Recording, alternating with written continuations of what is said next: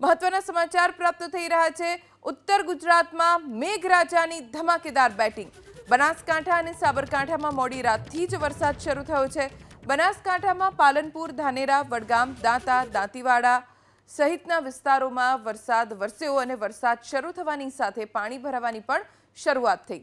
પાલનપુર શહેરના ગઠામણા પાટિયા, વીરપુર પાટિયા, મલાણા પાટિયા, જૂના bus stand સહિતના નીચાણવાળા વિસ્તારોમાં પાણી ભરાઈ ગયા, જેના કારણે વાહન ચાલકોને ભારે હાલાકી થઈ। હાઈવે ઉપર આવેલી પ્રાઇવેટ કંપનીના કોર્ટની દિવાલ ધરાશાયી થઈ ગઈ। સદનસીબે કોઈ જાનહાનિ નથી થઈ। 7 દિવસના વિરામ બાદ વરસાદની શરૂઆત થતાં કપાસ, મગફળી સહિતના પાકને ફાયદો થશે।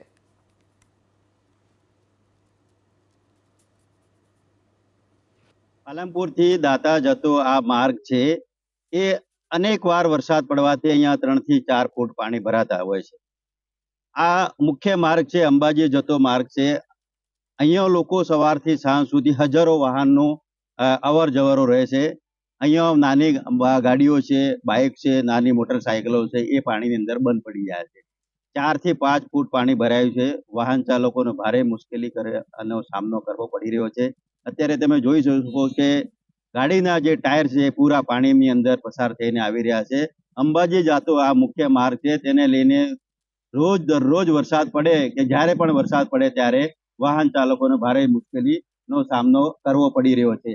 અનેક વાર રજૂઆત કરવાથી નેશનલ હાઈવે કક્ષા હોય કે સ્ટેટ હાઈવે હોય, પણ કોઈ આની અંદર પાણીનો નિકાલ કરવા માટે વર્ષોથી આ સમસ્યા છે, કોઈ હલ થતી નથી। તેને લઈને અત્યારે તો આ ધનિયાણા ચોકડીથી વિરમપુર, જલોત્રા, વડગામ જવા માટેનો મુખ્ય માર્ગ છે, એને ભારે મુશ્કેલી વાહન ચાલકોનો સામનો કરી રહ્યા છે। અહીંયા અનેકો વાહન જે જતા હોય છે, રાજસ્થાન જતા હોય છે, વડગામ જતા હોય છે, એ મુખ્ય માર્ગ છે। અહીંયા વાહન ચાલકોને અકસ્માતથી થતા હોય છે પાણીને લઈને। તો આની લઈ અનેક લોકોએ રજૂઆત કરવા છતાં અહીંયા માત્ર ખાલી જે રજૂઆતને લીધે કોઈ સાંભળવામાં આવતું નથી। તેને લઈને અત્યારે તો હાલ આ વરસાદ 2 ઇંચથી વધુ વરસાદ પડવાથી અહીંયા જે દાંતા રોડ ઉપર વીરપુર જવાનો જે માર્ગ છે, 3 થી 4 ફૂટ પાણી ભરાયેલા છે, તેનો ભોગ બની રહ્યા છે વાહન ચાલકો।